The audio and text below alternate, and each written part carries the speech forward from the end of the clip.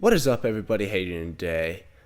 Today we have the question and answer video. I posted a community post, I think it was Tuesday, about this, and several of y'all left your questions down in the comments, and today I will be answering those questions. So this is just a chance for y'all to, I don't know, maybe learn a little bit more about me, learn about what I do in the game, why I play the game, and so on. So, starting off with our first question, this came from Blue Bolt Gaming 5. What gun / animal / whatever should be added? And can't wait for the video. In my opinion, I think that Medved needs some love. Okay, Medved needs something. It's got 6 animals. Of all the maps, it has the least amount of animals. So I think Medved definitely needs a little love. There's another map. Yukon could probably do with another animal.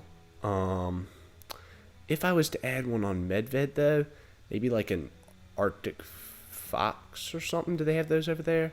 I've heard some people say Siberian tiger, but I don't know how realistic that would be. There aren't enough of those really around. But that could be like a cool kind of great one thing. And then on Yukon, maybe some kind of sheep. I think that'd be neat. I like sheep. I don't know. I think that'd be a cool idea. Maybe do a little bit better job on the Truex, though, than with Bighorn. So that's kind of my opinion on what should be added. And then for a gun, I think an AR-style gun would be pretty cool. We have a lot of bolt-action guns. We have the M1, which is a semi-auto. I think another semi-auto would be cool. And like an AR platform would be really neat. For the second question, this is from Whitetail Slayer 34. What kind of state do you think Call of the Wild is in right now? And where do you think it will be in a few years? That's a good question. My opinion on this, Call of the Wild is not in its best state right now. Its best state was around the release of, right after Virhunga, during Virhunga, all that time. That was great. Okay, things started to go downhill a little bit after Quattro Colinas was added and Scoring System 2.0. In a few years, maybe EW could turn things around. I still feel like they spend more of their attention on Classic, even though it's over 10 years old. I don't know. That's just me. But it's not in a great state. Hopefully it'll improve. I'm not sure, though. Okay, for our third question, this came from Clay Drew. Favorite reserve and why? Also, what keeps you wanting to make content as a creator? Okay, so my favorite reserve, I think I said it was my favorite, maybe not ranked, but like my favorite of them all is Yukon. And reason being, I love the snow.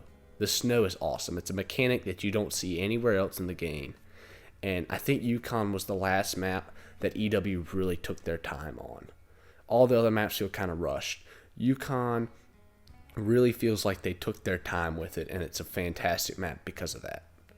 Now, what keeps me making content? It's tough on a game that with a struggling community and everything else. It's tough. But really, as long as there's people who are going to want to watch the videos and enjoy watching the videos like y'all do, then I'm going to keep making them. There's no reason for me to stop. I love doing it. So that is why I will continue making videos for, I think we're going to keep doing this channel for another 2.5 years. So until I go to college.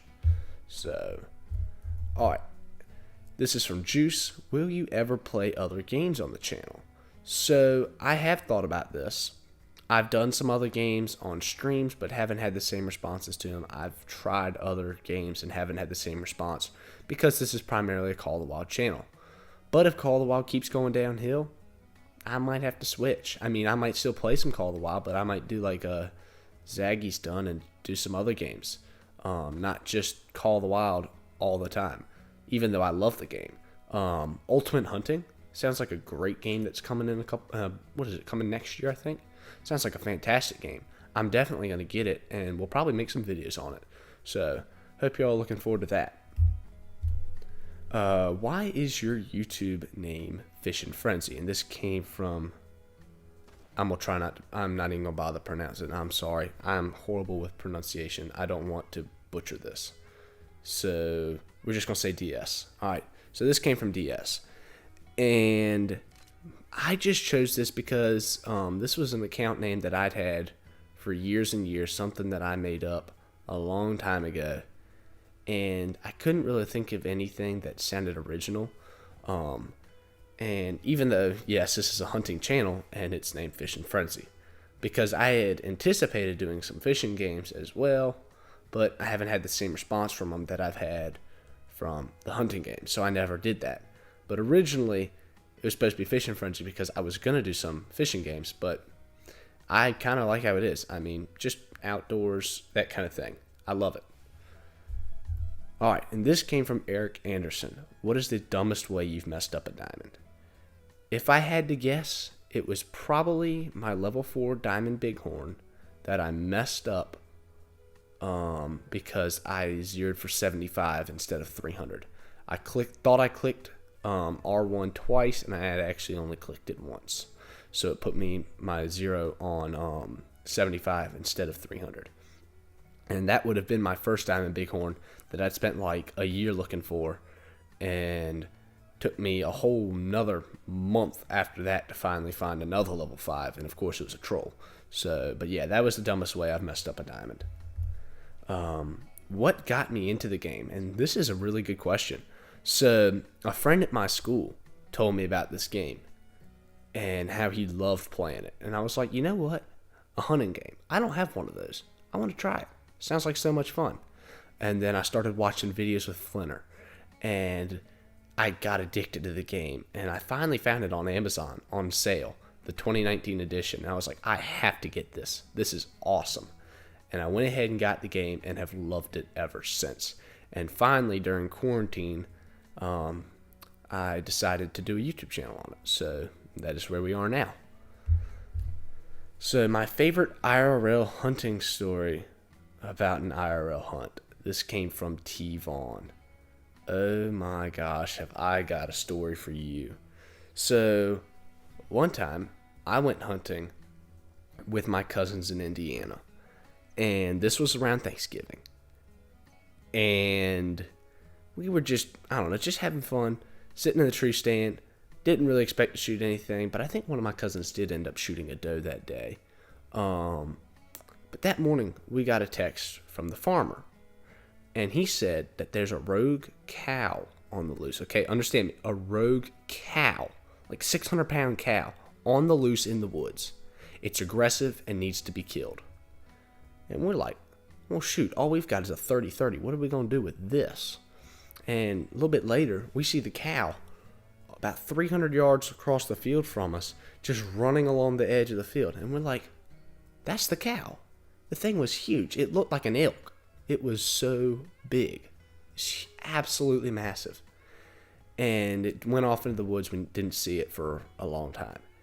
And all of a sudden, we got a text that my cousin was sitting in a tree stand across the way and could see the cow in a field behind us. Okay, behind us. And, well, we're like, oh my gosh. We're the closest ones to the cow. And my uncle's texting my dad, hey, y'all need to go shoot this thing. And we're like, this is not what we came to Indiana for. Okay, it's absolutely ridiculous. So we get out of the tree stand, walk down the edge of the field, turn a corner, and sure enough, there's the cow. And we're just sitting there like, what are we going to do? It's about 100 yards away. All we've got is a 30-30. We need to get closer. So we're walking along the edge of the tree line. It's kind of facing away from us, like quartered away. And it's not looking at us. And we sneak. It's like being on a safari stalking a buffalo. It's ridiculous. Craziest thing I've ever done in my life. And we get up in the crook of a tree. And, of course, I think I was 12. My dad handed me the gun. I was shaking so bad. And shot the thing 2 or 3 times. And it died eventually because it took a little while because it was so big, but we did kill it. And turned out to be a Brahmin bull. It's one of the cows that they worship over in India. Okay, but it had gotten loose like 2 months before and had gone rogue.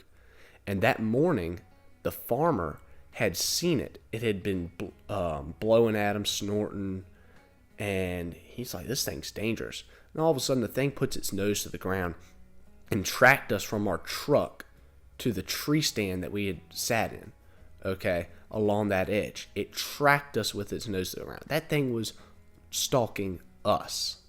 That was the most stupid thing ever. Absolutely ridiculous. So I hope you all enjoyed that story. That was a pretty good question. I like that. Thanks, Devon. All right, and then I believe, yes, this is our last question.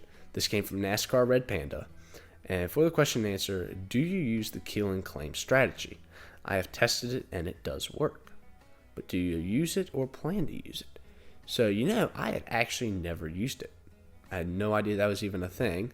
I thought if you didn't claim the animal, it either wouldn't spawn again, or it wouldn't spawn for a long time, or the same animal would spawn back. I didn't know that's how that worked. But I definitely might use it one day. I don't know. We'll have to test that out and see how it works, because you've got me interested now. But no, I've never used that. So that's definitely really interesting. I'll definitely look into that. But yeah, guys, so I think that is all of our questions. If you have any more questions, feel free to leave them down in the comments. I'd love to answer them. But I hope you all enjoyed this video. Hope you have a wonderful rest of your day, and I will see you next time.